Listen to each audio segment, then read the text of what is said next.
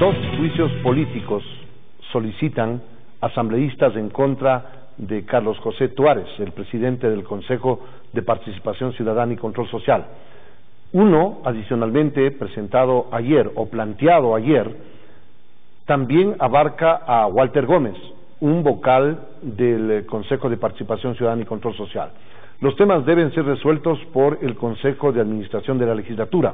Es por ello que hemos invitado al arquitecto Patricio Donoso, asambleísta del movimiento Creando Oportunidades, integrante del CAL, del Consejo de Administración de la Legislatura. Patricio, bienvenido. Los elementos están esgrimidos, están sobre la mesa. ¿Qué decir frente a estos dos procesos que deben ser calificados en lo formal por el CAL para luego pasar a la Comisión de Fiscalización? Buenos días. Buenos días, Wilson, gracias por la entrevista en Canal 1 y Sonorama.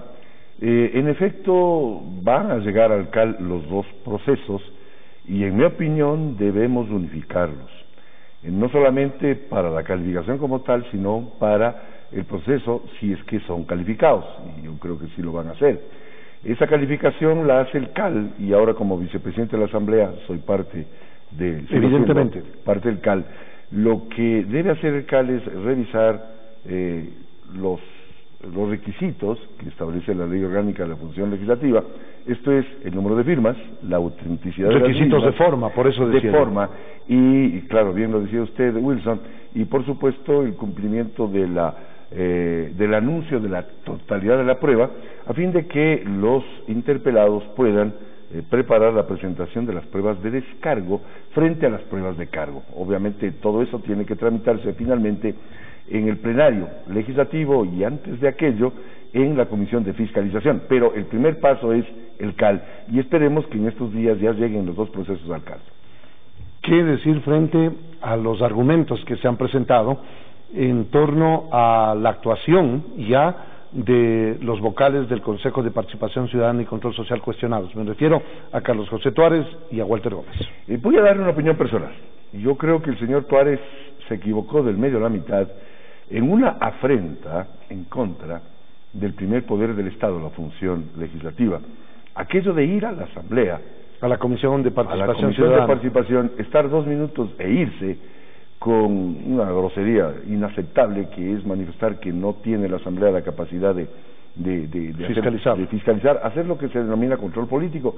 Es una barbaridad porque el artículo, me parece que es del 106 de la Constitución, estimado Wilson, clara y textualmente dice que no habrá funcionario público alguno exento de rendir cuentas.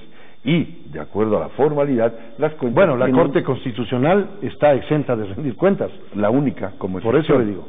Pero no el Consejo de Participación. Sí, sí. Por lo tanto, entra el señor Tuárez, por supuesto, está inmerso en aquel artículo que acabo de hacer referencia. Tiene que rendir cuentas y no puede ir a la comisión, a cualquier comisión de la Asamblea, y decir, yo no tengo que rendir cuentas a ustedes, chao, me voy. Eso no puede ser. Esa afrenta es absolutamente cuestionable, en mi opinión reprochable, y será sin duda alguna un insumo para el eventual juicio político que aprobará o calificará el CAL. Como asambleísta y como vicepresidente de la Asamblea Nacional, para hoy tarde ha convocado el Consejo de Participación Ciudadana para integrar una comisión que revise las decisiones del Consejo de Participación Transitorio, entre ellos la integración de la Corte Constitucional. ¿Qué piensa usted al respecto? Acabo de ver aquí en este noticiero de Canal 1 declaraciones de Hernán Salgado, presidente de la Corte Constitucional, que manifiesta que no pueden mover una coma con respecto a lo hecho por el Consejo Transitorio. Y yo doy la razón, más allá de la que tiene, por supuesto, Hernán Salgado y la Corte Constitucional. Aquella de que la conformación del Consejo Transitorio fue una decisión del pueblo, pues, a través de una consulta popular llevada a cabo el 4 de febrero del año pasado, del 2018. Y un artículo de la Constitución claramente dice que lo resuelto en consulta popular es de inmediato y obligatorio cumplimiento. Por tanto, todos los ecuatorianos, usted, Wilson, yo, el cura Tuárez y todos los miembros del Consejo, tenemos que obedecer, nos guste o no nos guste. Esa es la Constitución. Hago una pequeña digresión con su venia, Wilson. Yo no estoy en contra de la actual Constitución. Cuando se nos puso en referéndum en septiembre del 2000 8. Yo voté en contra, porque me parece que la Constitución adolece de serias fallas. Yo mismo, como presidente del Comité Empresarial Ecuatoriano, en aquel entonces, acudí a Montecristi y les dije, esta Constitución tiene serias fallas. Una de ellas era la creación de este nuevo poder del Estado, cuando las tres funciones tradicionales, según Montesquieu, son legislativo, ejecutivo y judicial. Pero más allá de que estuve en contra y voté en contra, tengo que respetar la Constitución, porque fue decisión del pueblo. Pero estos caballeros han decidido no respetarla. Eso es inaceptable.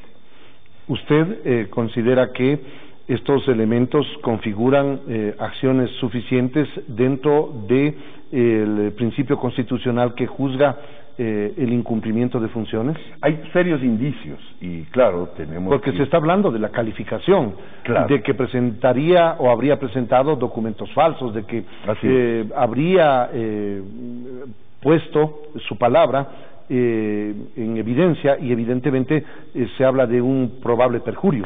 Así es, hay tres temas serios aquí y usted los aborda muy bien, Wilson. Uno, si es que mintió en cuanto a su declaración patrimonial, que es juramentada, ahí hay un delito, o podría haber un delito de perjurio. Pero claro, no puede el Consejo Nacional Electoral revisar las declaraciones patrimoniales de 82,000 candidatos. Eso debe hacerlo, por supuesto, en su momento, por eso es que se presenta juramentada ante la Contraloría. Eso tiene que hacerlo luego, me imagino, pues una acción de la Contraloría, de la Fiscalía, la vindicta pública. Segundo, de los tres que menciono. Segundo, el tema de su pasado laboral. Parece que también ahí hay unas cuantas mentiras, aparentemente, en relación a su pasado laboral. Y tercera, que en mi opinión es la más grave en cuanto a su elección, es el hecho de que se ha estado, pues, aparentemente, afiliado a un partido, no importa cuál, el socialista. Más allá de que pertenecía a un clero. Exacto, pero antes de eso, la propia resolución del pueblo, la voz del pueblo es la voz de Dios, Vox Populi, Vox Dei, decía que no puede aquel que quiere ser parte del Consejo de Participación Ciudadana ser parte de un partido político, y este señor parece ser que ha estado afiliado al Partido Socialista y recién se desafilia 3 meses antes de su inscripción. ¿Eso puede ser juzgado, algo que sucedió antes de su acción como presidente, como vocal del Consejo de Participación? Por la vindicta pública, por la Fiscalía, por la Contraloría en el caso de los bienes, en el caso de bienes inmuebles, me había olvidado. Eso es un tema que corresponde, por supuesto, a los municipios, el revisar los bienes inmuebles que pueda tener un ciudadano. Pero dentro del contexto, parece ser que el padre o cura Tuárez ha cometido algunos, por lo menos hay serios indicios, de algunos serios delitos. El de perjurio sería el más grave, y por supuesto aquel de la afiliación 3 meses antes, ese sí tiene que ser o puede ser revisado por la Asamblea Nacional. Quiero preguntarle sobre un tema que usted impulsó en la Asamblea Nacional y que ayer se emitió una resolución. Así es. Declarando en emergencia a los cuerpos de bomberos de las provincias afectadas por el terremoto de abril del 2016. Así es. En atención a qué argumentaciones y qué efectos tiene esa declaratoria, esa decisión de la Asamblea. Yo logré en julio del 2017 aprobar la ley a favor de los bomberos, el primer proyecto de oposición que se apruebe en la Asamblea en 10 años. Sin embargo, con el terremoto, bien menciona usted, abril del 2016, se cayeron, se desplomaron algunos equipamientos de infraestructura, edificios de los cuerpos de bomberos de Manabí y Esmeraldas, y resulta que han pasado algunos años ya y están caídos. A tal punto que me han dicho los bomberos de aquellas provincias que tienen que en las noches guardar sus extinguidores debajo de la cama porque no tienen dónde dejarlos.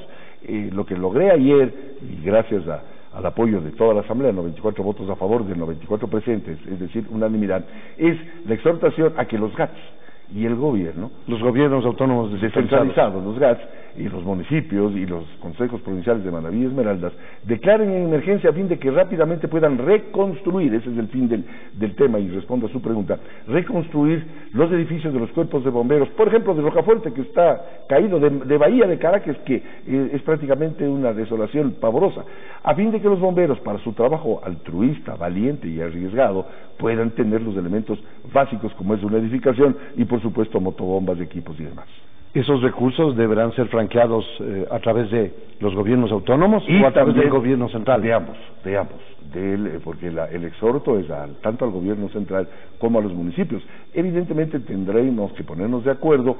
Alexandra Ocles, que es la ministra de Riesgos, ya se ha pronunciado con respecto a este pronunciamiento mío, a fin de que pongamos en orden los dineros para reconstruir no solamente a la provincia de Manabí en general, que es el tema de riesgos, sino a los cuerpos de bomberos que merecen todo el respeto de la ciudadanía, del gobierno y de los municipios. La fuente de financiamiento, ahora que son exiguos los recursos, ¿van a salir de dónde? ¿Del erario nacional? Del erario nacional, porque se declararía emergencia. Y usted sabe bien que cuando se declara en emergencia a un sector, en este caso a los cuerpos de bomberos de Manabí y Esmeraldas, tiene que salir del erario nacional en cuanto al gobierno central y a los fondos de los municipios y de los consejos provinciales en su orden. Es importante entender la situación por la que han estado atravesando estos cuerpos de bomberos, atendiendo emergencias, porque todavía, evidentemente, la situación crítica en varias jurisdicciones manabitas y esmeraldeñas no ha sido superada. Me refiero a aquellas secuelas del terremoto del 16 de abril del 2016. Y Wilson, bien que lo dice usted, murieron varios bomberos. Es que el trabajo de los bomberos es espectacularmente valiente, arriesgado, generoso, altruista. Lo menos que puede hacer la sociedad ecuatoriana es retribuirles, dándoles los elementos para que puedan seguir apagando incendios y atendiendo flagelos y atendiendo problemas que la naturaleza causa. Por tanto, nada más absurdo que no darles una mano a los bomberos para que nos sigan dando ese apoyo tan valiente y generoso que lo hacen todos los días, arriesgando, mi estimado Wilson, su vida. Es que los bomberos arriesgan su vida todos los días y no es posible que nadie haga algo por ellos. Tengo el gusto y el honor de haber contribuido en gran medida en este tema. Muchas gracias a usted, arquitecto, por atender esta invitación.